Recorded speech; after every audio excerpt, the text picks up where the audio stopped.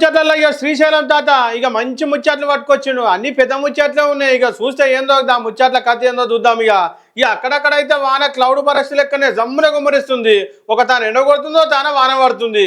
కాలమే అంత చిత్రం విచిత్రం అవుతుంది. మనుషులే చిత్రంగా ఇంకా కాలమే ఉంది. కానీ ఇక ముచ్చట్లలో పోతే గదే మనకు సార్ ఉన్నాడు కదా, ఒకప్పుడు టీఆర్ఎస్ అదే బీఆర్ఎస్ అందులో కీలక పాత్ర పోషించి మొత్తం మీద ఆగమాగం చేసి అందులోకెళ్ళి ఇళ్ళ కొట్టుకుంటట్టు చేసి ఇక మళ్ళీ బయటకు వచ్చిండు. ఇక బయటకు వచ్చి ఏమన్నా ఊపిడు ఊపిడు అనుకున్నావా? ఏం మామూలు ఊపిడు ఊపిలే అనుకోరాదు.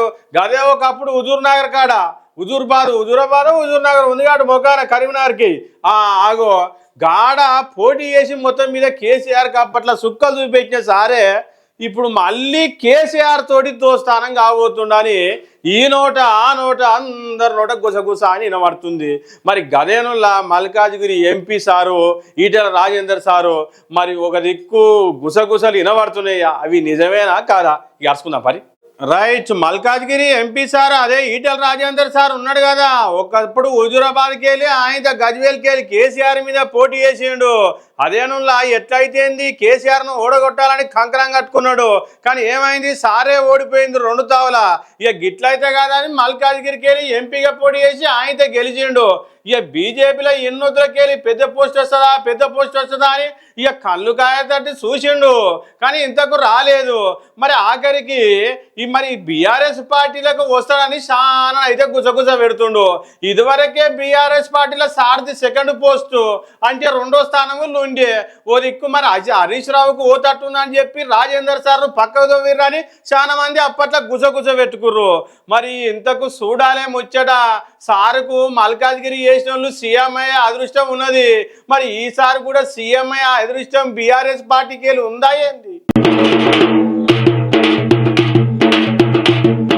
అప్పట్లో కదేనూల పిరి బస్సులు పెట్టినప్పుడు ఏమన్నా సీట్లు దొరకక మగోళ్లకు ఏం తిప్పలైంది అనుకుంటున్నావా?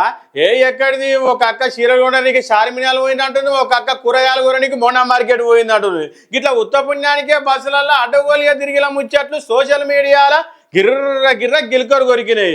ఇది నిజమే. మరి అయితే ఇక మనోళ్ళ ముచ్చట ఎట్లుందంటే ఎవరు కొట్టుకుంటూనే లేదు, బస్సులలో సాపుగా సాగుతున్నది. ఇక మరి వీళ్ళే ఉత్తుగా దొంగ ఏఐ వీడియోలు సృష్టించి జనాలకు ఈడుస్తుర్రాట. ఇది నేనంటున్న ముచ్చట కాదు, స్వయాన మంత్రి గారే అంటుర్రు. మరి ఏ మంత్రి అన్నది ఏం కథ ఇక చూద్దాం పరి. ఇవాళ ఉచితంగా ప్రయాణం చేస్తుంటే టీఆర్ఎస్ వాళ్ళు కళ్ళల్లో నిప్పులు పోసుకుంటున్నారు. ఆడోళ్ళందరూ కలిసి ఉండరు, కొట్లాడుకుంటారు, చిక్కలు పట్టుకొని తన్నుకుంటారని దొంగ వీడియోలు తయారు చేయించి ఆడవాళ్ళని కించపరిచే విధంగా ఆడవాళ్ళు ఒక దగ్గర ఉండరు అనేటువంటి ఒక ఫ్యూడల్ నానుడు ఏదైతుందో దాన్ని ముందుకు తీసుకొచ్చి ఇవాళ ఆడవాళ్ళని ఇన్సల్ట్ చేస్తున్నారు. మీరు అందరు కూడా గమనించాలి.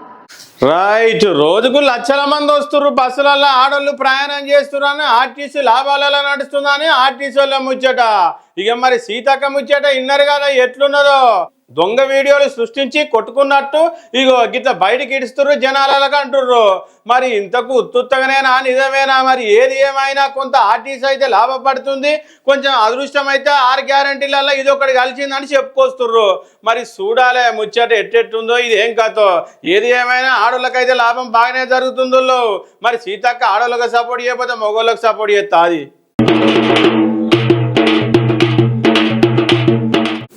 ఇక అసెంబ్లీ అంటే ఎట్లుంటుందిలా, ఎక్కడిది పెద్ద పెద్ద కుర్చీలు సోఫాలు అంత మంచిగా ఉంటుంది. మంత్రులకు ఎవరి కాళ్ళకు సపరేట్ ఉంటుంది అనుకోరాదు.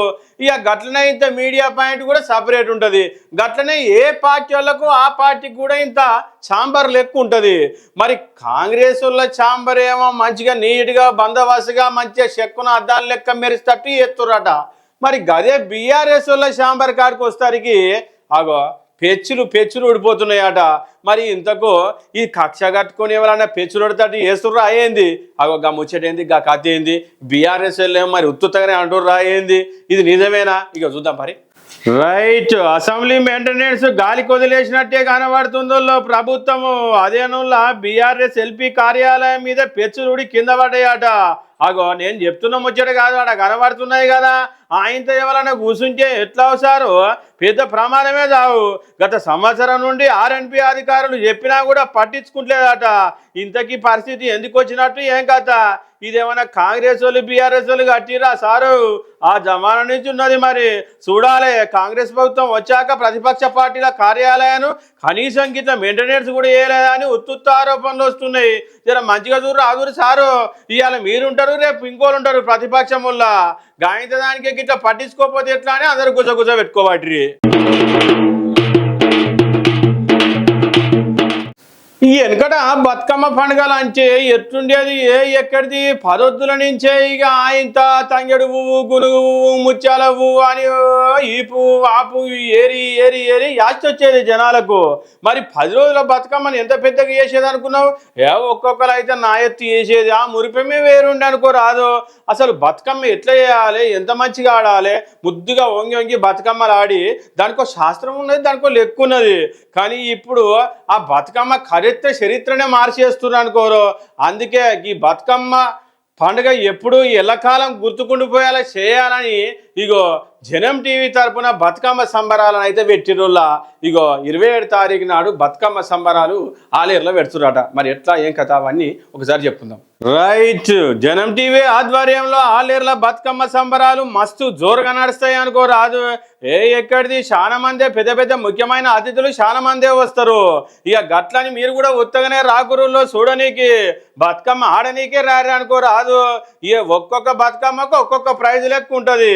ఇక ఏం తక్కువ, మొదటి బహుమతి అయితే 10,116 దాకా ఉందనుకో రాదు. ఒక్కసారి బతుకమ్మ ఆడి గెలుచుకుర్రు అనుకో, ఇక మంచి సంబురమే సంబురం. మరి ఏంది ఈ కథ, బతుకమ్మ ఎట్లా ఆడతారు, ఏం కథ అన్ని వివరించి చెప్తారు. అసలు బతుకమ్మ పండుగ ఎట్లా వచ్చింది, దాని చరిత్ర ఏంది, ఈ బతుకమ్మ పండుగ ఎందుకు పోనీయొద్దని. ఉత్త డీజే డాన్సులు చేసుకుంటే ఎగురుడు కాదుల్లో బతుకమ్మ అంటే మంచి అంగరంగ వైభవంగా చేసుకోవాలి. అదేనుల్లా మొదటి బహుమతి అయితే 10,116 రూపాయలు ఉంది. ఇక రెండవ బహుమతి అయితే 5,116 ఉంది. మూడో బహుమతి కూడా ఉందిలో 3,116. ఇక ఆడికి ఉత్తగానే వచ్చిపోయేటోళ్ళకు కూడా మాకేం లేదు అనుకోకుర్రి. బతుకమ్మ వెరిసిన ఆడపడుచులు అందరికీ మంచి చీర అయితే ఒకటి ఇస్తారట. గదే శ్రీ రామకృష్ణ విద్యాలయంలో ఇగో గాడనే అవుతుంది అనుకో రాదు. ఇక అందరైతే రారి, తప్పకుండా మర్చిపోకుర్రి. జనం టీవీ మళ్ళా చెప్తుంది.